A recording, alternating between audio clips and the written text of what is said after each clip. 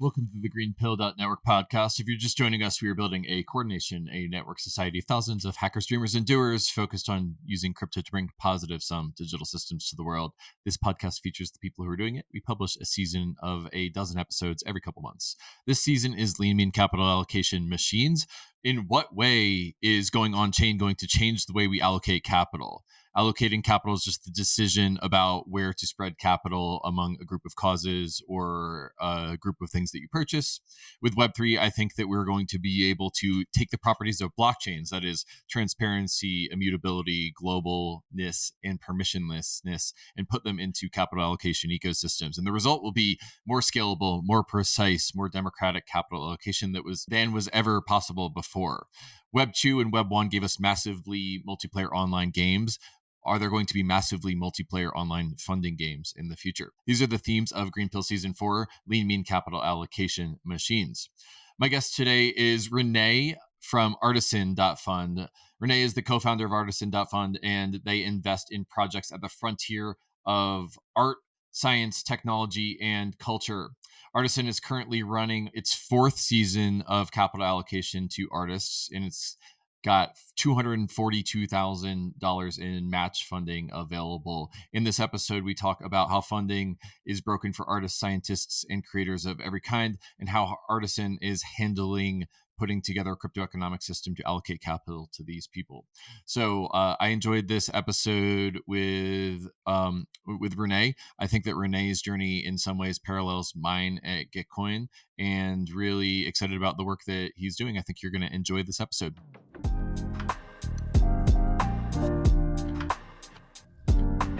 Hey, Rene, how you doing? I'm doing good, Kevin. It's good to see your face. Yeah, likewise. So tell us about Artizen. What is it? What are you trying to accomplish? How does it work? I think of Artizen as a match funding platform for art, science, technology, and culture. So I'm a fifth generation artist. Everybody in my family, going back to my great-great-grandfather, was a painter, a dancer, a filmmaker of one kind or another. And I grew up with a deep appreciation for the joy and beauty that creativity can bring into the world and into your life. But I also grew up with a deep firsthand, understanding of how difficult it is to be a creative person, particularly financially. Like almost everybody in my family, almost everybody in my community of artists and creators struggled. And I thought that once you got to be a well-known artist, that this would become easier. And, I went to school for film. I was a producer for a bunch of years. Then I got into funding weird art tech stuff, mostly in the immersive universe, VR, AR stuff. And I started to work with people like Terrence Malick, this legendary filmmaker, Darren Aronofsky. And I realized that it's hard for them too. It never gets easier. It's always hard to raise money for projects, especially when they're innovative, especially when they're on the frontier. And so for me, I've had really a lifelong fascination with this struggle that creative people face, and a burning white-hot rage in my belly with how broken all the systems are for funding creativity. And that's really the motivation behind Artizen, is how can we help people do a better job of pooling their capital and then allocating that capital to the most deserving projects. And that's my motivation. That's the energy behind Artizen. I love that. I mean, I see parallels for me in the founding of Gitcoin, where feeling like funding for open source software developers was broken and wanting to try to solve that. I'm wondering if we could dive in on the problem space. So how is funding broken for artists, scientists, and creators of every kind? I mean, it's broken in a bunch of different ways. So one thing is it's very fragmented. So if you're raising money for a movie, that's a very different set of shit you got to deal with than if you're raising money for a scientific research paper, which is a very different set of shit that you got to deal with if you're funding something that looks more like a startup. And so one thing is just that there's these different pools of capital that exist, and the hoops you got to jump through, the jargon you got to learn, the network you got to tap into is very, very different from all of these different types of creators. And I think that's creates a lot of wasted effort, and there's a lot of value that can be unearthed just by bringing all these different types of creatives together and trying to find methods of funding a weird art project that works for something that looks like a startup, that works for something that looks like an open source software project, that works for something that looks like deep tech, So that's like one area. It's just that it's very fragmented. The other area that's really broken is depending on how you're trying to raise capital, it's very biased. It's generally small groups of people that are making these decisions, and even the best intentioned small group of people, they just have a lot of blinders on. They don't have the richness of experience that everyone has from their own unique perspective, so that they won't be able to identify certain types of talent.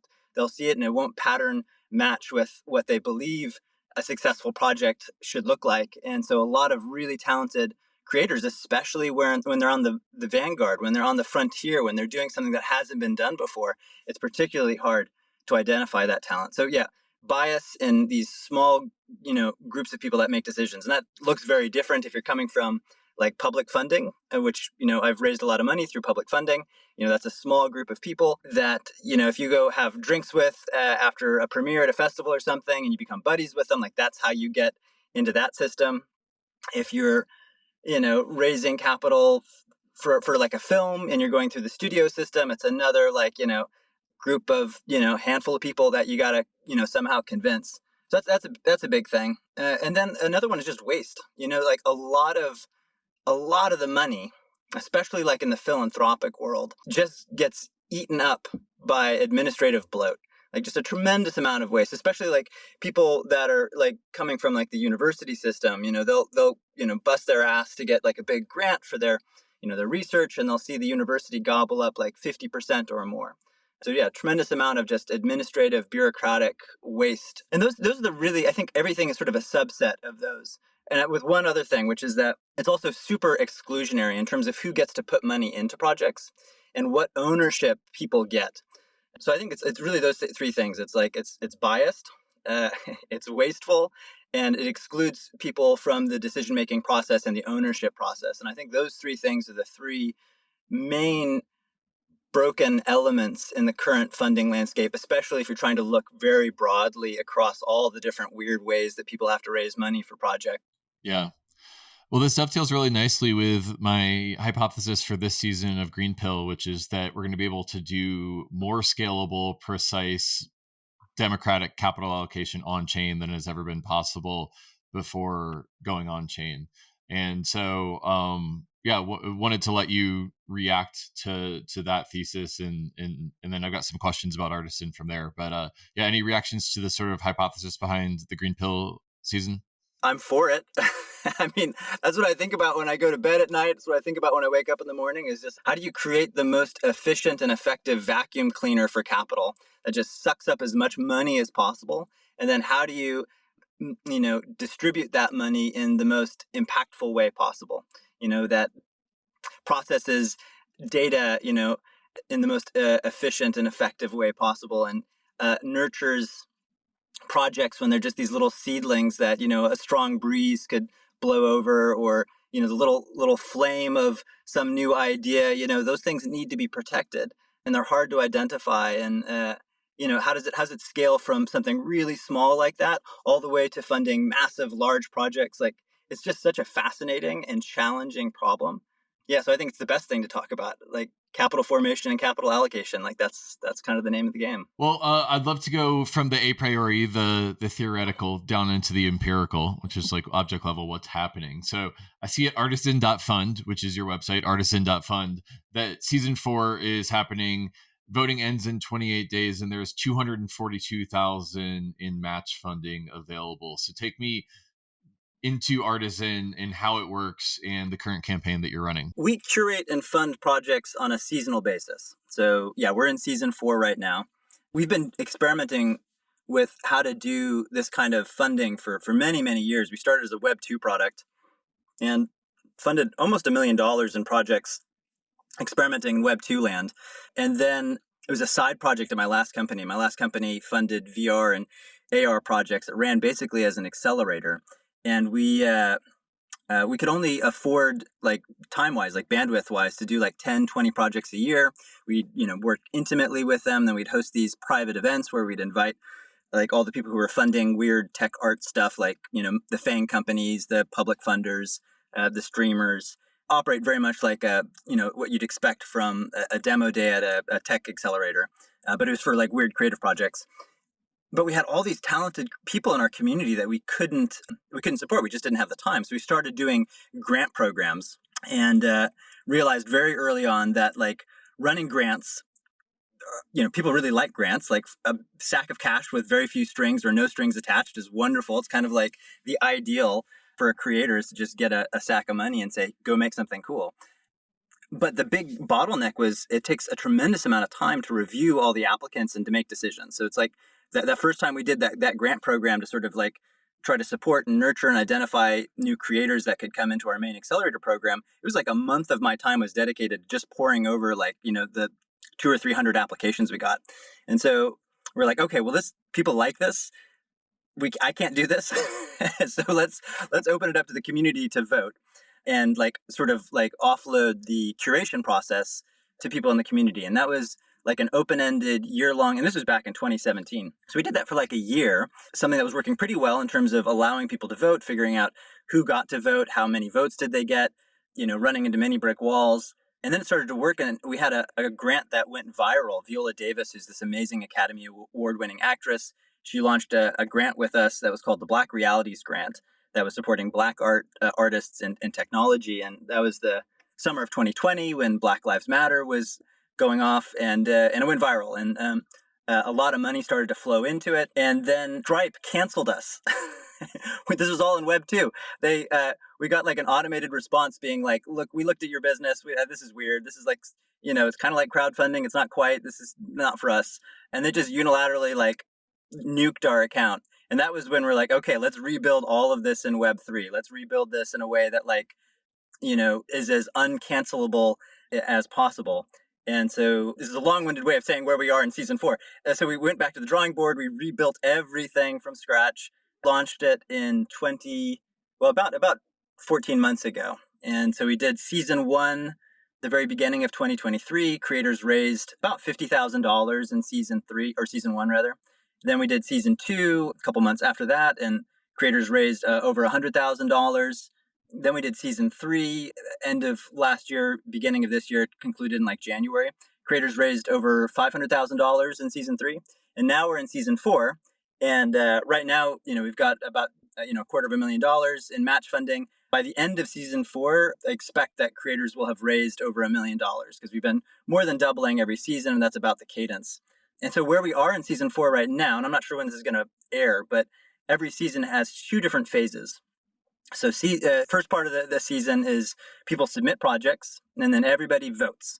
And we're experimenting with where the cutoff is in terms of how competitive we want seasons to be. But in season 4, we're picking the top 30% of projects. So, if you're on the website right now, you'll see, it's about the top 40 or 50 projects or so have been voted up highly enough. If nothing else changes, those will be the projects that go on to compete for that match funding. But it'll probably change before the end of the curation phase. So the next phase is the competition phase. So once we have this group of projects that the community has said, these are high quality, these are projects that I'm excited about, these are creators I believe in on topics that are important to me and my community. Once we have that official selection of projects, then those projects compete for that pooled capital that we have. And the way that they compete is they go to their fans and they run something that feels very much like a crowdfunding campaign. With a couple of key differences. One is instead of like t-shirts or hats as rewards, what they're selling to their fans are what we call artifacts. We've pioneered our own format of NFT that we call artifacts, and it has a number of guidelines, but the result is that each project has an image, a GIF, a short video that should feel like a standalone work of art, and a work of art that is intended to capture the big idea behind the project. So something that if you're a genuine fan of that project and of that creator, that you'd want to hold for emotional reasons because it reminds you of the project, it makes you feel closer to the creator. And the thesis for why someone would want to own these beyond just sort of the obvious collectible nature is that most of the projects we fund, Kevin, are not going to change the world. But the bet is that hopefully the top like 1%, maybe if we're lucky, the top 5% of projects we fund will actually have a really big impact in the world of art, science, technology, culture. And if that project does have a big impact, we imagine, we hope, we're betting that the artifact associated with that project will appreciate in value. So it's an interesting new way for fans to have a new form of ownership in the work that they're helping to fund, because it gives them some economic stake, some potential economic stake if the project hits it big. And we've seen this phenomenon play out in reverse in history, where projects that end up having a big impact in the world, if there's some physical object that becomes a collectible from that, Da Vinci's manuscript is probably the best example. That obviously appreciated in value because Da Vinci had a huge impact on the world. And so we're sort of flipping that on its head and saying, well, let's make everybody create these artifacts. Let's standardize what an artifact is, try to create a market for them so that we can allow people to have that skin in the game they're currently excluded from. Anyways, so they go after their fans. They sell as many of these artifacts as they can. They're open edition. So at the end of the season, however many they sold becomes the fixed supply of that particular artifact. They keep the money from those sales, but based on those sales, they get more or less of that pooled capital. And if they sell the most artifacts, we make it into a bit of a game, they get a big cash prize as well. So there's motivation to work your way up the leaderboard in the competition phase and sell more artifacts than anyone else, because you get 10% of the pooled capital in match funding goes to whatever project has been the most successful with their artifact sales. And that's the game. That's how it works. Is there a name for this mechanism, or are you kind of like rolling your own? It feels like you're inventing one here. Yeah. Please give me a name, because we don't have a good one. Like, we do a lot of different experiments. Like every season, basically, in between seasons, we look at like what worked, what didn't, what fucked up, how can we improve, and then change the rules of the game. And between season 1 and season 4 that we're in now, like the amount of change has been decreasing, and the performance and success of the raises has been improving. So I think a name will hopefully emerge for this, but maybe we'll just call it Artizen Funding, because it is very. I think about it like a board game. Like I think about we're creating like a new game that we're asking people to play, and the rules of that game are you want to make them simple, but you also want to make them balance the different stakeholders. As someone, I mean, you're steeped in this with Gitcoin, you know all about this, but I don't know if you think about it like you're designing a new game that you're asking people to play, but that's how I always think about it: is how do I make this game something that's fair? How do I make this game something that's intuitive? Maybe, the first time you play it, you see other participants and you sort of like, oh, okay, I get the rules just by doing it. So hopefully it's intuitive in that sense. And then it should be fun. Like that's the thing that I think about. Like when you think about fundraising and raising money, it's such a fucking drag. And if you can make it fun, and if you can make it intuitive, if you can make it easy, I think it's going to be a better experience for everybody. Yeah, it's interesting. I feel like some kids catch bugs and then they like try to classify them and figure out what they are. And for me, I'm like a funding mechanism nerd. I want to like capture this and figure out how it relates to quadratic voting and quadratic funding and retro PGF and all the other mechanisms. I want to talk to you about that, because Yeah. I love quadratic voting, and you've been, in terms of like a game mechanism, Vitalik and you with, quadratic voting and quadratic funding. I mean, that was on my radar as a voting mechanism. Quadratic voting was back in 2017 or 2018 when we first started, digging into this problem of how do you allow, a group of people, sometimes they're adversarial with each other, they're competitive, like they're two creators that are vying for the same amount of money.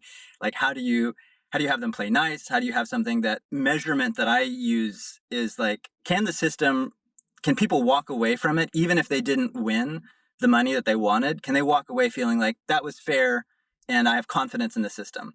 Like that's, I think, like a really important issue. Anyways, quadratic funding, I think, is so cool. But for us, we actually coded up a whole system to use that. But it's the Sybil thing, man. From a user experience perspective, we shied away from Yeah. that just because it was like mathematically, maybe it is the most optimal way to do voting and to allocate funds. But we've made a different design decision. How can we get a system that gets at a similar aim, which is something that feels fair? But how can we do it, in our case, without having to deal with, whatever flavor of KYC, and having confidence that each individual contributor is a person as opposed to one person with many accounts. And so we've done that in a number of different ways. Like, for example, the pot of money that we have, the way that we distribute it to each project is we take the amount of money that project has raised from their fans, and we're not making a distinction of whether or not it's one person putting in a ton of money or many individuals putting in a lot of money. But what we do is we take the log of that total. And so the nice thing about that is that if you raise a little bit of money, whether it's from one person or many people, proportionally you'll get a much bigger chunk of that match funding, because when you're taking the log of the total funding from all the projects in that season, each of them has a nice S curve. Where when they raise $100, maybe they get $1,000 in match funding. And as they raise more money, they'll always get more of that match funding pool, but each additional dollar that they raise gets a smaller and smaller and smaller amount of additional match funding.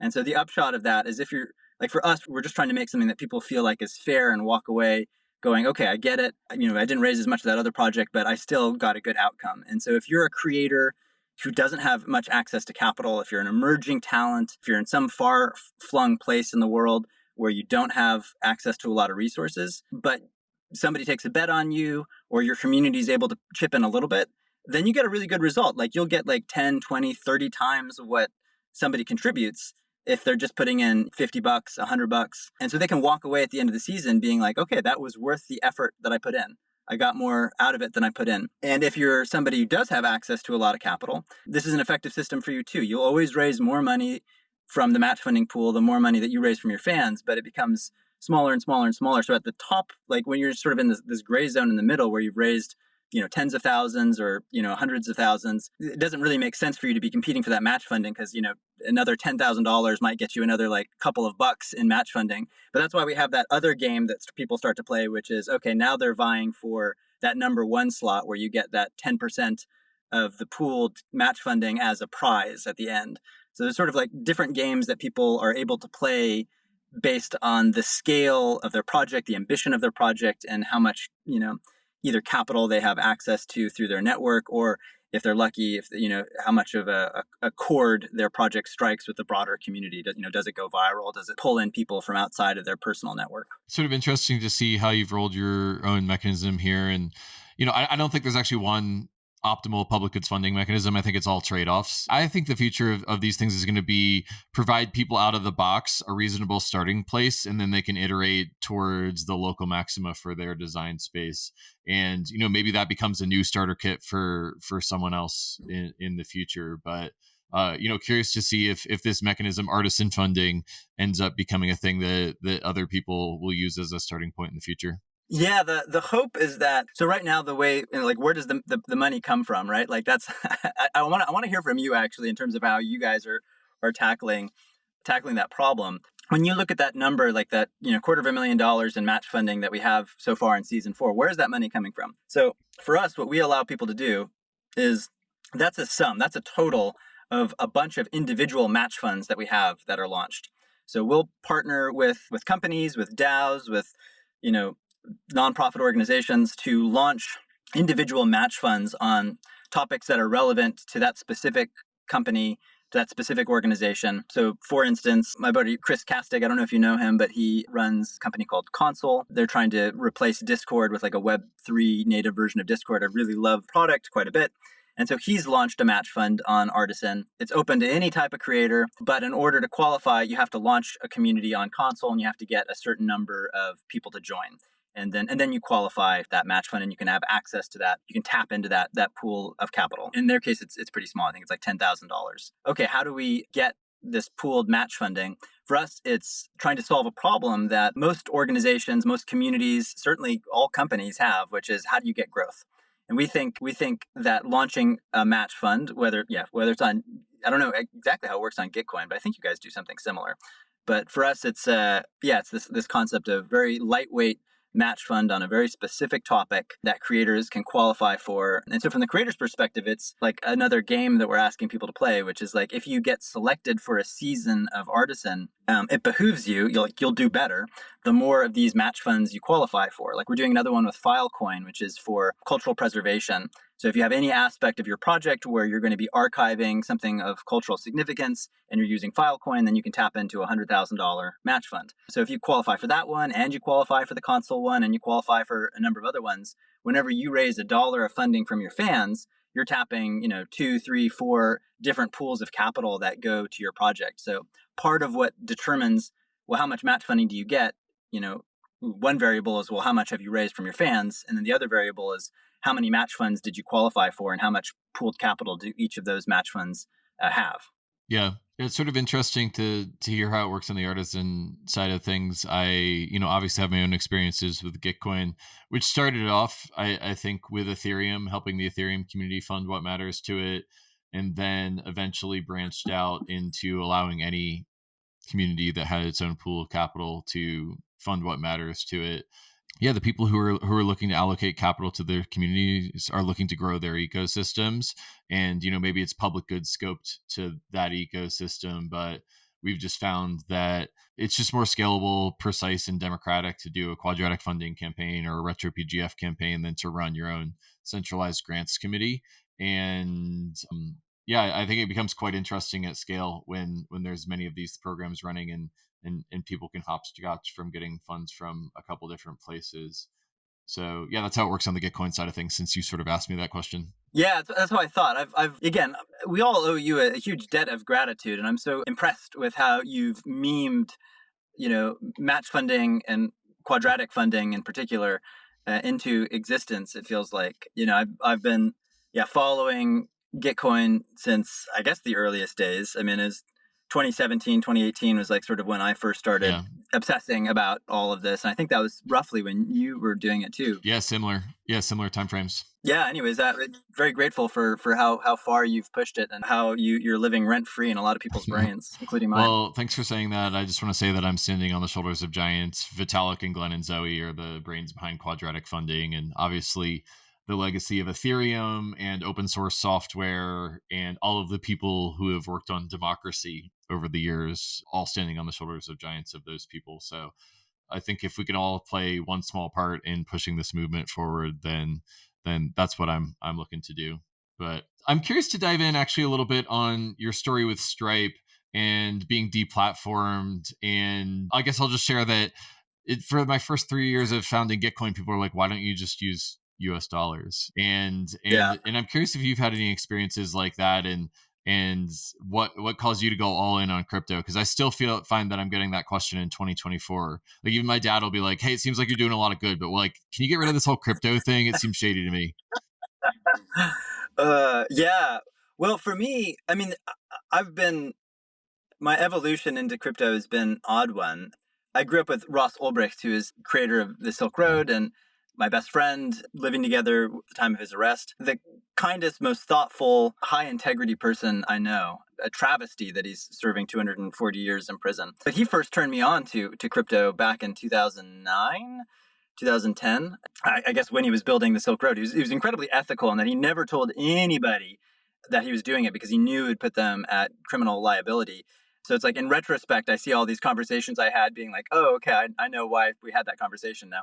He was the one who turned me on to crypto and my own like evolution into sort of the ethical underpinnings of why crypto is important. It didn't happen all at once. And honestly, like getting deplatformed by Stripe was kind of like the final nail in the coffin, being like, oh, okay, I really, really, really understand at a deep felt level how important it is to build platforms, build software, build products that are very, very difficult for centralized authorities to take down.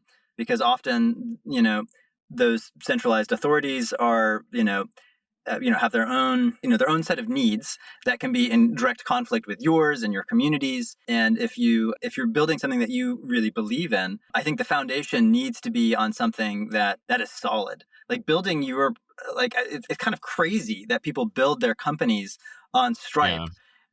That's the most sensitive fucking thing in your whole company. It's your lifeblood is payments, and they can without any cause just be like, we're going Yeah. to cancel you. You didn't even get to talk to a human about it when it happened. Didn't even get. And one of It's our so investors was dystopic. like a fairly senior person at Stripe, and he was like, it's different. I can't touch it. Sorry. The other thing I'll say, this is my yes and to what you're saying, but I found that one of the really powerful things about crypto is the ability to invent your own money. And I've actually recently learned that community currencies have a deep historical underpinning. These aren't just like something new.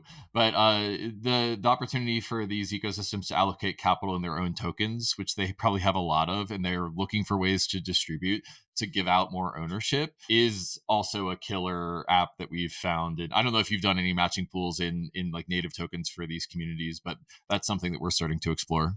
Yeah, I'd say we're exploring it. Like Filecoin, they're doing a match fund, like I mentioned earlier, for cultural preservation.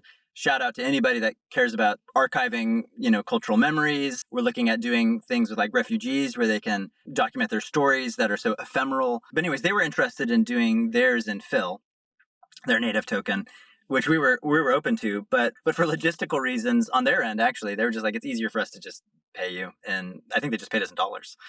So it's like that, there's still a lot of lock-in. Another one is Cabin. I'm not familiar or sure if you're familiar with them, but I love what John Hillis and the whole Cabin community have built in terms of network cities. And they've got a number of properties, one in Texas, and we're doing a match fund with them for regenerative art, where it's going to be funding people to build physical installations on their property. Think sort of like the kind of stuff that you see at Burning Man on the playa. Anyways, they have a native token, Cabin. We're going to integrate that into our voting system. So if you have either Artizen's tokens, which give you voting power, or if you have Cabin's tokens, that'll give you voting power. So we're experimenting, but it's tricky, because you got to figure out how to weight that, and what if it's a really obscure token that you're doing payouts, like it's especially if it's on a different chain, it gets complicated. Yeah, for sure.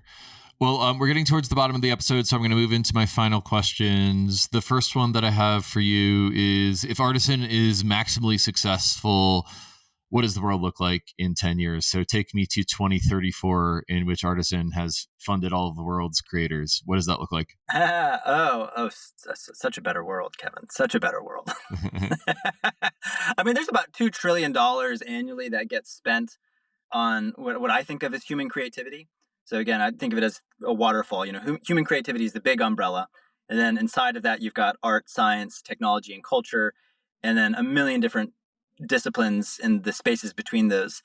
Yeah, I mean, it's paper napkin kind of estimate. But yeah, it's a couple $1 trillion gets spent every year. And I think two things ought to happen. I think, as a percentage of GDP, that's still like embarrassingly small on what I think is probably the most important thing for us to be spending money on, which is, projects at the frontier of these incredibly important disciplines, innovation. Like that's the stuff that we ought to be spending a lot of money on. So I think in the world where Artizen is maximally successful, two things will happen. First, total capital deployed towards human creativity, I think should be at least one order of magnitude greater, maybe two.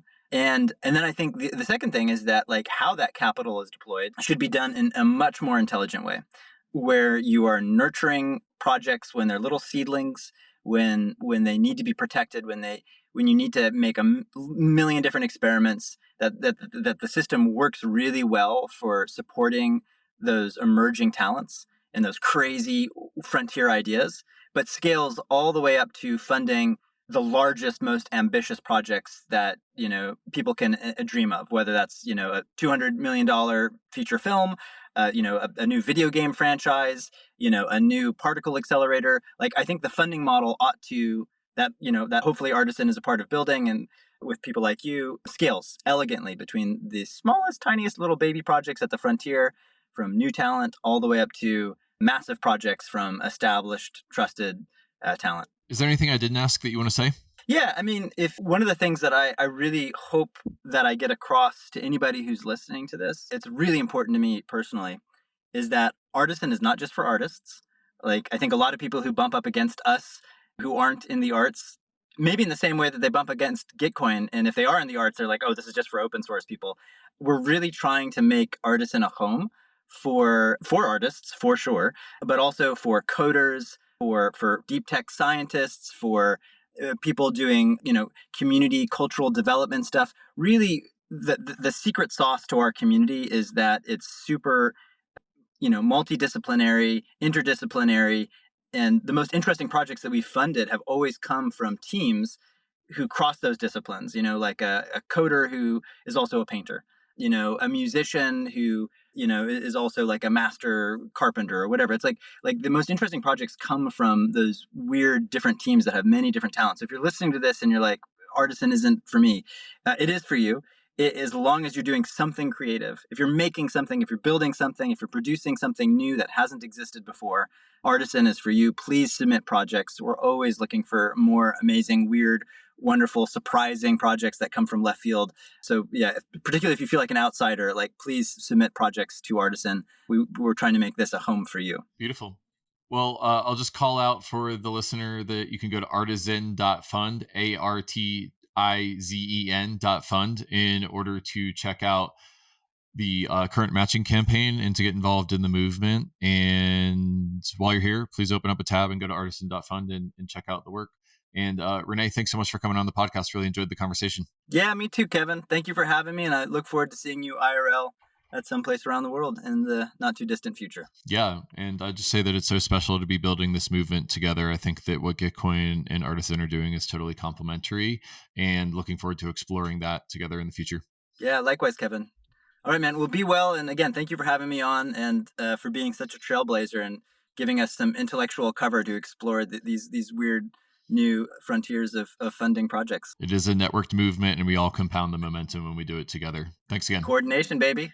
Thank you for listening to the GreenPilled.network podcast. We just heard from Rene Pinnell, and I'm excited about what Artizen is doing because I want to see the arts funded, and I want to see it done on chain in a more scalable and democratic and precise way. I respect what Rene is doing with rolling his own capital allocation mechanism, and I hope to bring it into the Gitcoin universe at some point in the future. Thanks again for listening. Again, we are building a coordination, a network society of thousands of hackers, dreamers, and doers who are using crypto to bring positive sum digital systems to the world, like Rene, like Artizen, and like the people who are in the Artizen community. If you value our work, you can collect this episode. Go to pods.media/greenpill and find all episodes and start collecting. Thank you to SkyWTF.eth and MMAOnchain.eth for being collectors of recent episodes. While you're here, you might as well make an offering to our algorithmic overlords. Please subscribe, rate, and review.